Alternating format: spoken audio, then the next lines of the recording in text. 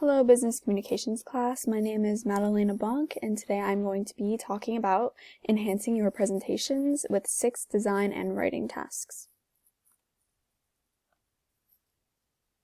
So an overview of this presentation is that using visuals in your presentation can captivate your audience, help people visualize points that are difficult to explain, add variety to the presentation, and allow the audience to absorb the presented information better. So it's really just a lot of helping them absorb it and helping them pay attention, because if you're just sitting there talking the whole time, it's not really going to be that interesting.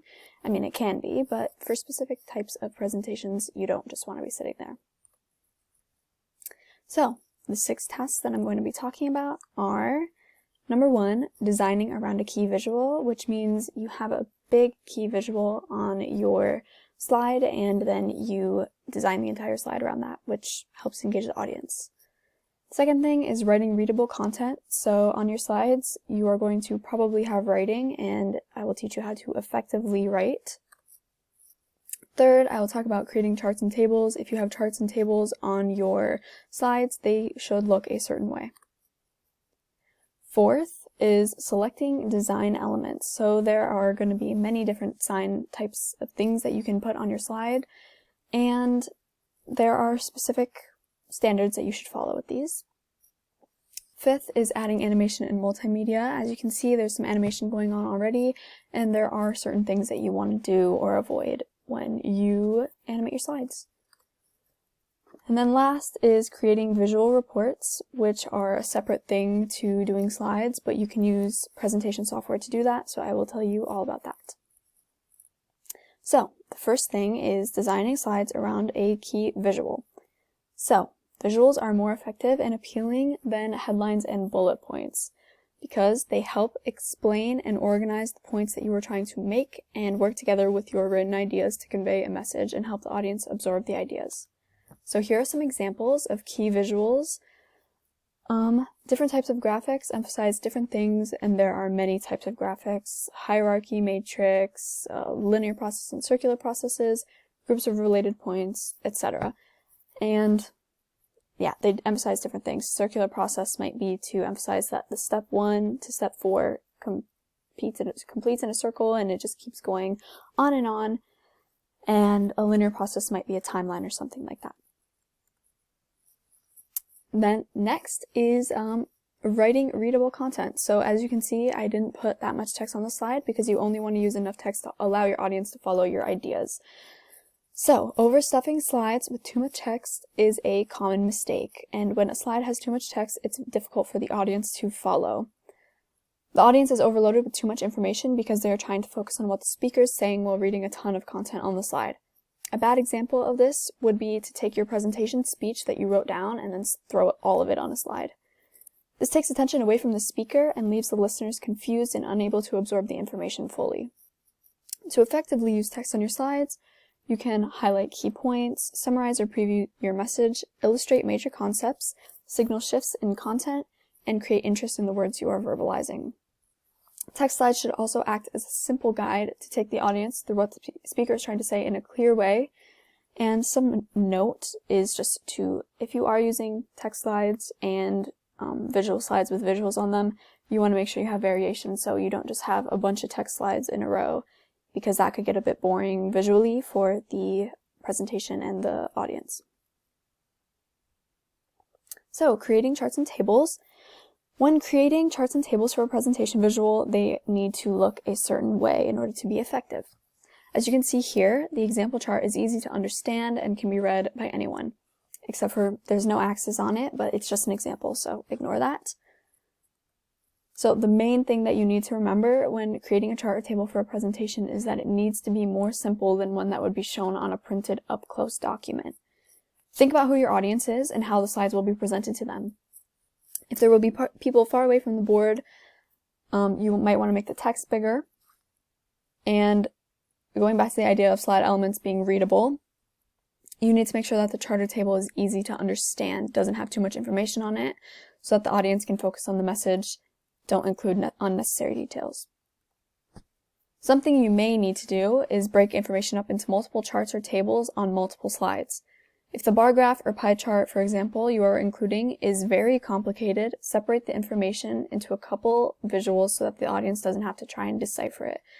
They can only read so much. Again, it goes back to including too much on a slide and the audience not being able to focus on what you're saying. So if you aren't able to give out all the information you want to on a chart or table, you can't convey all of it on a chart, you might want to solve this by giving handouts with a detailed version of the visual so that they can analyze it up close and in their free time instead of having to try and decipher it during the presentation. This will allow them to focus on the current presentation in the moment and actually be able to see the chart if they are across the room so they have it up close. Next is that there are 4 major design elements to consider when making your slides. The first one is color. Color is an underrated and very powerful part of slide design that can be used for decoration, functional purposes, or to evoke moods and express feelings. Functionally, colors can improve readability of text or highlight important parts of a message. As I demonstrated here, I highlighted the word meaningful to emphasize it. Colors also have cultural and emotional associations. For example, we might associate the color blue with calm and soothing things, but it can also be used to convey sadness. In contrast, the color yellow may be used to express happiness or enthusiasm. The second element has to do with the background of a slideshow. The main thing to remember when designing a background is to make sure it isn't distracting from the information being displayed on your slide. That's why it's supposed to be in the back as a background. For example, I wouldn't add a random picture of a dog to this slide because it would distract from what I'm saying and doesn't make sense for this presentation. The background should generally stay consistent with the theme. You don't want to vary too much and make it, too confusing. The opposite of the background is the foreground. It contains all the elements that the audience is meant to focus on. Foreground designs can be functional, such as photos and charts that are relevant, or it can be decorative. However, decorations should only be used when necessary and to enhance the look of the slides or to draw the audience in. The final major element of design is the typeface and type styles. This may not seem like a big deal, but reading text on a slide is more difficult than reading it on paper, especially when certain audience members are farther away. So a few things you can remember to improve readability are to choose type sizes that are readable from any distance in the room, which is typically 28 to 36 point font. Limit the number of fonts used to 1 or 2 per slide max. Avoid too much all caps. Have space between lines of text. And sans serif fonts are easier to read than serif fonts. Overall, you just need to be consistent with your design because if you are using multiple colors or fonts to emphasize one idea, viewers will be confused about what you are trying to say by using that color or font, for example. And adding animation or multimedia. So as you could see, the slide just transitioned. It faded from one to the next. That's what has been happening throughout the entire presentation.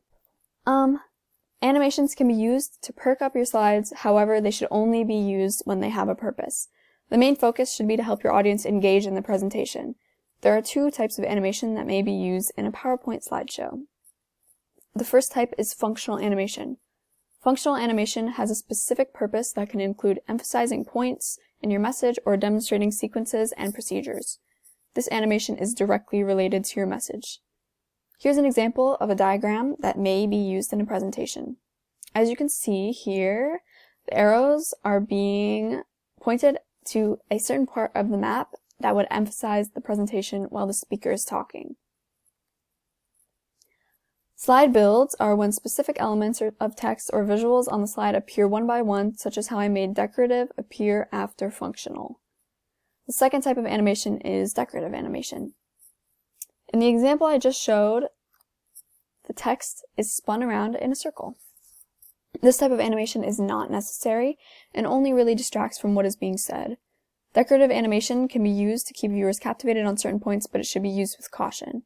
Hyperlinks can also be added, which would be a link that takes a presenter to another slide or website. They can keep a presentation flexible if you notice the audience needing a change. Multimedia such as video or audio clips can also be added, but they should act as a support for the presentation and not the main idea. Visual reports are like a hybrid between presentation slides and report documents, hence the nickname slideguments. You can use presentation software such as PowerPoint or Google Slides to create these, especially when your report has a lot of text but is also diagram heavy.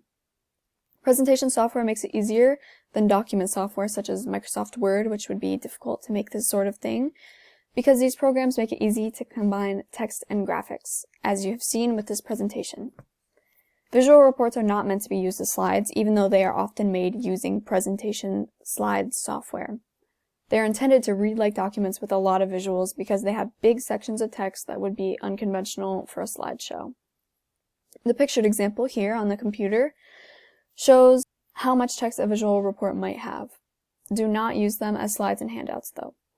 Earlier, we talked about how you can use handouts to explain diagrams more in detail, but your slides should not be the same as your handouts. Optimizing the handout and slides in a different way allows for them to be used for their intended purposes more efficiently. And this is the works cited, so thank you everybody for listening. Bye.